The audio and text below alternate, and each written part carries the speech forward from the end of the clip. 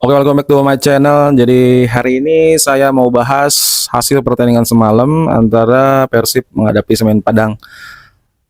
Langsung kita masuk intro dulu.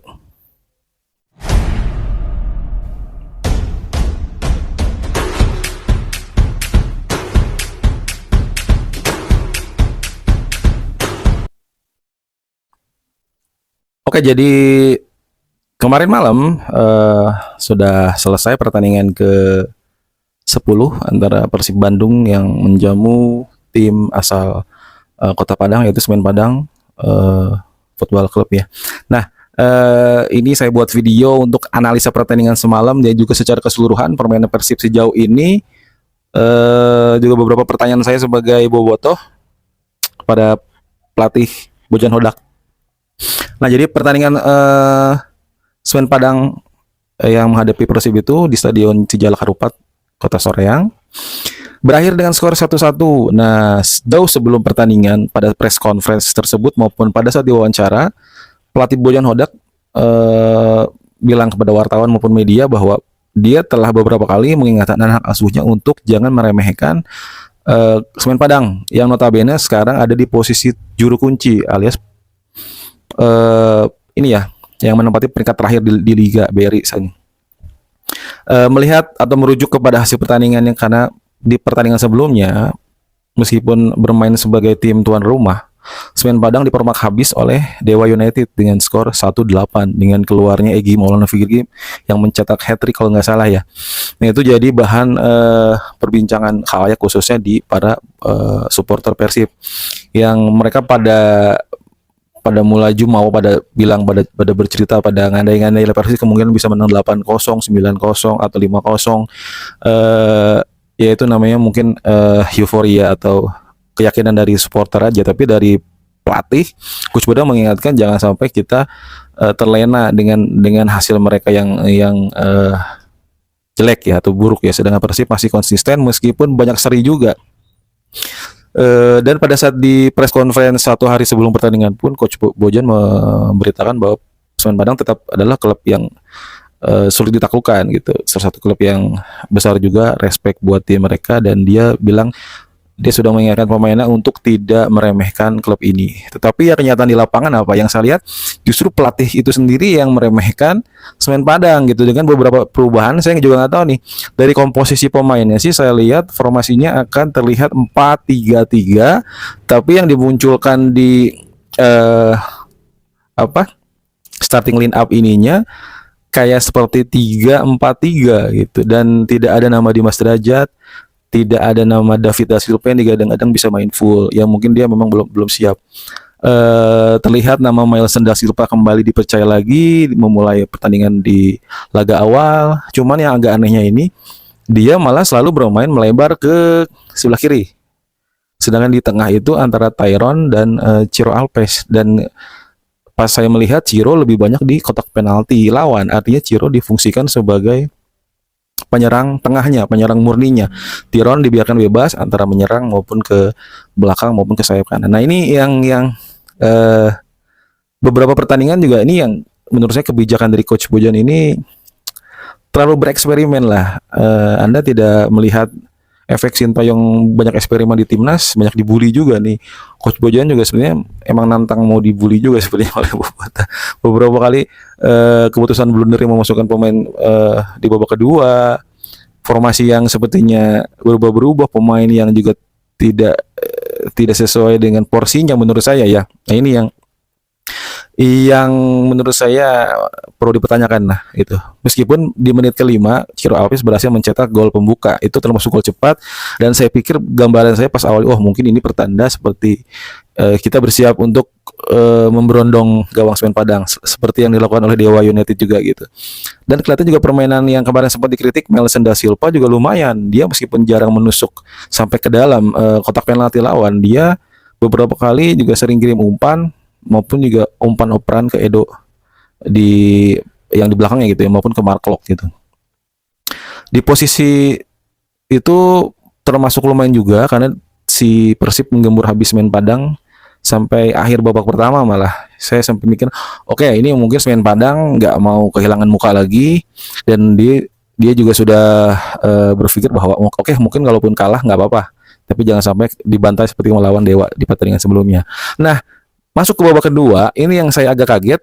Baru posisi 1-0, sedang sedang leading, dan secara permainan ini kita sedang megang, bahkan menurut saya dikurung terus. Artinya mungkin bisa sampai 65-70 ball positionnya. Artinya ya lumayan gitu, lumayan jomplang banget. Harusnya sih kita pertahankan dulu kalau saya. Ini saya berbicara sebagai coach online aja ya, coach online yang banyak bacot aja, coach online yang amatir, pengamat sepak bola amatir. Dari pandangan saya nih sebagai, kalau saya jadi pelatihnya, biarkan dulu bermain itu, permainan terus berlanjut gitu di babak kedua ini. Dan saya malah berpikir kalaupun memasukkan David da Silva mungkin nantilah di babak keduanya menit 60-an, atau ada beberapa pemain yang mungkin quote on squad ya, mungkin ada yang kemungkinan capek atau ada kemungkinan cedera atau sudah mulai emosional, mendapatkan kartu kuning misalkan, atau banyak pelanggaran. Itu yang mungkin saya akan lakukan ya. Tapi ini baru masuk babak kedua akan dimulai, Coach Bojan langsung mengganti dua pemain. David da Silva masuk menggantikan Malesan da Silva, lalu ada Matteo Kocijan menggantikan Edo Febriansah. Nah, ini yang saya agak dipertanyakan. Yang pertama, saya belum dapat kabar juga apakah kemungkinan Edo cedera kali ya. Tapi kalau dia nggak cedera, kenapa diganti gitu? Karena salah satu pemain yang punya inisiatif shooting dari luar kotak penalti atau banyak mengirim umpan ya Edo da Silva, Edo Febriansah, dan Mingson da Lima gitu. Kenapa harus diganti? Artinya kan kita jadi mengurangi kreativitas serangan gitu. Sedangkan Matteo Kocijan ini posisinya adalah gelandang bertahan yang bisa difungsikan sebagai back tengah juga katanya. Jadi memang untuk porsinya saya sih udah bisa lihat nih, apakah akan 4-3-3 lagi dengan Kakang menjadi fullback, Matteo Kocijan menjadi fullback kiri menggantikan Edo, atau digantung jadi 4-3 lagi. Jadi 3 sejajar back, Etam tetap digantung di posisi wing kanan, dan si Matteo Kocijan di wing kiri sambil membantu pertahanan. Nah itu justru permainan malah tidak berkembang. Nah, yang anehnya lagi justru Beckham yang awalnya dia dilanggar sempat keras gitu ya dengan pemain Padang yang kena kartu kuning, justru dia malah seperti putus asa dan bahkan melakukan banyak pelanggaran juga gitu. Dan di kartu kuning, tambah dia cedera kartu kuning, akhirnya Bojan Hodak memasukkan nama baru. Nah, ini yang saya tambah bingung lagi gitu. Di menit 57 kalau nggak 58, kenapa harus Panginas menggantikan pemain gitu? Kenapa nggak harusnya menit 60 ini baru pemain kedua? Mungkin saja Matteo Kocijan masuk menggantikan Beckham, Edo masih main gitu. Kenapa jadi harus kita posisi sedang unggul, sedang leading 1-0, kenapa harus terburu-buru seperti tim yang sedang tertinggal ingin berusaha bangkit, mengendalikan permainan, menguasai pertandingan, melakukan serangan? Ini agak di luar nalar juga maksud saya gitu. Jadi kayak nih main apa gitu. Tapi ternyata terbukti kan setelah menit 60 ke atas justru Semen Padang berani melakukan counter attack gitu, yang beberapa kali dipatahkan dengan pelanggaran oleh pemain Persib, yang berakibat ya beberapa kali kartu kuning juga, dan terbukti akhirnya bisa mencetak gol balasan Semen Padang lewat pemain berumur 18 tahun namanya Gala, lewat sebuah crossing dari sebelah kiri ya ke kanan ya, dan tanpa pengawalan yang ketat gitu. Padahal di sana ada nama-nama besar seperti Nick Wipers yang jangkung, atau pemain yang juga lumayan eksplosif, Gustavo Franca, bahkan kecolongan, bahkan seorang kiper Teja Paku Alam yang aslinya orang Padang juga tidak bisa melihat pergerakan bola tersebut. Nah, ini yang saya kembali kritisi ya. Kadang saya tuh agak jealous, agak cemburu ngelihat pemain muda di klub lainnya seperti di Borneo, di Bali, Arema atau Persija. Banyak pemain mudanya itu dia jadi tulang punggung, jadi bahkan dia bisa mencetak gol gitu. Sedangkan di Persib sendiri pemain muda ini benar-benar backup dari sekian banyak, hampir tiap tahun Persib selalu menaikkan pemain junior ya ke tim utama, hanya Beckham saja yang masih bertahan ya, bahkan bisa bersaing gitu. Yang lainnya mungkin Kakang, atau dulu mungkin Hen, Robi Darus pun baru setahun 2 tahun, bahkan dia juga sebenarnya nggak tahu posisinya di mana, bek kanan, bek tengah, atau gelandang bertahan, dan sulit nembus juga gitu. Dan melihat pemain lain banyak yang jadi pemain kunci gitu. Bukan sekedar hanya aturan liga aja yang harus memasukkan pemain U21 dan U23 di semua babak gitu.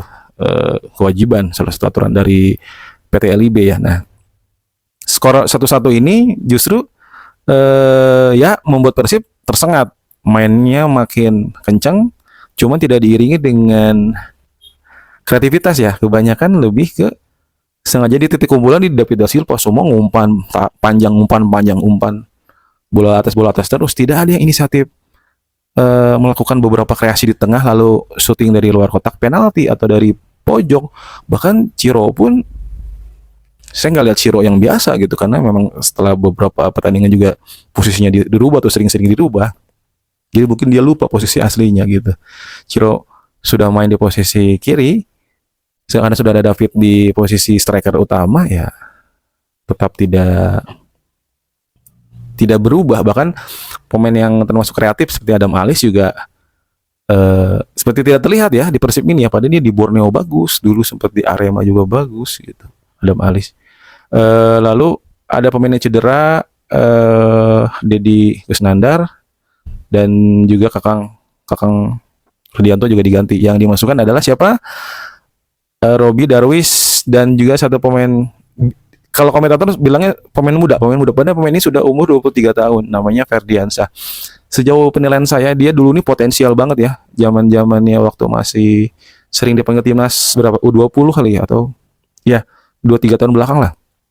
Tapi tidak ada perkembangan gitu. Jadi secara setiap dia kasih kesempatan, banyak bikin peluang tapi tidak bisa menghasilkan gol. Bahkan ada beberapa kejadian yang sudah di depan gawang justru tendangannya kemana. Ini yang saya agak kritisi. Kenapa di posisi sedang tertinggal ini justru sebetulnya si Coach Bojan malah kayak eksperimen lagi. Kenapa kalaupun Kakang dan kalau Dedi memang mungkin cedera ya, mungkin kita masih bisa terima lah siapa Robi Darwis dimainkan ya. Tapi untuk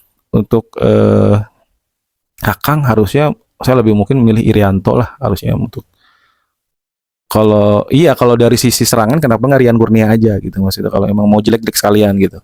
Bukan berarti Rian Kurnia jelek ya, tapi maksudnya untuk permainan menggocek lah, Rian Kurnia bagus tapi lebih karena kurang power aja sih pemain ini. Nah, permainan ya akhirnya sudah ketebak hasilnya ya seri, dan ini ya menjadi alarm penting sih. Nah, saya juga nggak tahu nih Coach Bojan ini ya setelah Persib menjadi juara Liga Indonesia tahun lalu dan mendapatkan satu tiket ke kompetisi Asia, ke Liga Champions, meskipun kelasnya kelas 2, dan sudah keluar jadwal juga dari AFC, lalu di-compare dengan jadwal di Liga. Awalnya sih saya agak setuju ya dengan pelatih ini, pelatih yang lumayan punya karisma lah kepada timnya. Tapi saat komplain pertama, keluhan jadwal, lalu komplain terus dengan alibi hasil dengan tidak meyakinkan, saya agak ini juga ya ke pelatih ini, kayak seperti mencari-cari alasan terus. Jadi kena seperti menghadapi kemarin lawan Leon City Seller, Persib susah payah itu harus menahan gempuran dari klub asal Singapura ini karena ya kekurangan satu pemain, main di kandang gitu. Dia beralasan ya banyak yang tidak fit, banyak yang cedera, jadwal yang kurang waktu recovery-nya. Tapi kita bisa lihat bahwa Leon City Seller juga lebih capek karena dia main juga di ASEAN Cup atau Liga Championnya ASEAN lah gitu, dan ini dikalahkan oleh Borneo FC 3-0 loh. Nah, ini yang agak sulit dianalisa juga ya. Dan kemarin juga dia juga bilang, kembali lagi selalu bilang kurangnya waktu recovery. Padahal waktu kemarin di Liga Champion, Persib itu mainnya di kandang, lalu away ke Kediri, lalu balik lagi. Buat saya sih waktu 4 hari itu memang, karena semua tim juga sama gitu, 4-5 hari jarak antar pertandingannya gitu. Ini menjadi keluhan lagi gitu. Saya nggak tahu nih, apa mungkin karena keterbatasan pemain yang cuman sedikit. Tapi memang kan dari awal Coach Bojan juga sudah bilang bahwa dia tidak memerlukan skuad yang gemuk, banyak pemain yang dilepas seperti Arsan Makarim ke PSPS Pekanbaru, Herianto ke Persiraja, lalu pemain yang lumayan bagus juga Zalnando yang baru pulih dari cedera ke kemana ya, ke PSIS Semarang kalau nggak salah. Terus Abdul Aziz juga gelandang lini tengah ke Persis Solo. Itu sebenarnya kalau jadi backup lumayan juga di saat ya mungkin pada saat Rezaldi dan Edovit, Zalnando kita mikir kasihan juga itu jarang main udah pulih dari cedera. Tapi pada saat Rezaldi dia sudah cedera lumayan lama, ya hanya punya Edo sendiri, dan akhirnya ya Coach Bojan punya inisiatif memaksakan Matteo Kojijan membantu di posisi back kiri. Nah ini yang dia nggak tahu bisa dibilang blunder atau bukan gitu. Dan secara permainan pun saya lihat makin ini ya, makin tidak terorganisir ya permainan Persib itu, dan formasinya makin ngacak. Posisi pemain pun makin tidak karuan. Kadang memasang Tyrone di penyerang tengah, kadang Melson Dalima berapa kali yang dibilang gagal itu. Di dua pertandingan atau 3 pertandingan Ciro main di striker gitu. Karena David da Silva belum pulih dari cedera juga. Nah, ini yang saya coba pertanyakan ke Coach Bojan, kenapa gitu. Dan saya sempat menanyakan juga di awal-awal liga mulai, kenapa Dimas Derajat dipasang di penyerang kanan gitu. Apa karena memaksakan 2 striker murni ini untuk bermain gitu. Agar Dimas mengalah jadi penyerang sayap dulu gitu. Ya saya juga kurang tahu juga ada kenapa gitu Coach Bojan ini. Next Persib akan menghadapi Liga Champions lagi, akan away ke Thailand, kembali akan menghadapi tim asal Asnawi, Port FC. Kemarin kita kalah di kandang di pertandingan pembuka, kaget serangan balik di menit-menit akhir liga mau pertandingan mau habis. Kita kalah 0-1. Sekarang Persib ada di peringkat terakhir, peringkat keempat di Liga Champion. Tapi Port FC kemarin juga kalah sama Lion City Salder yang kemarin menahan kita di kandang di ini ya, di Soreang ya. Port kalah di 1-3. Nah, artinya berarti sebenarnya grup-grup ini pun hampir merata gitu kekuatannya. Ada yang bisa menang terus di kandang, ada yang sulit menang di kandang, ada yang bisa mencuri kemenangan di kandang seperti Port bisa menang di kandang Persib, Lion City berhasil menang di kandang Port. Nah inilah. Yang mudah-mudahan Coach Bojan next match tidak usah banyak eksperimen lah. Formasi tetap saja, pemain pun tidak usah banyak dirubah-rubah posisinya. Kalaupun saya yakin kalaupun nanti tidak ada Dimas atau David, saya harusnya Tiron aja lah di depan lah gitu. Mendingan si Beckham atau Adam Alis jadi playmakernya. Kanan bisa Beckham, bisa Ciro dan Melson gitu. Jadi nggak perlu seorang Ciro yang compact dengan skillfulnya ditaruh di tengah, itu ya nggak banyak megang bola lah. Oke, makasih yang sudah menonton video saya. Terima kasih. Salam olahraga.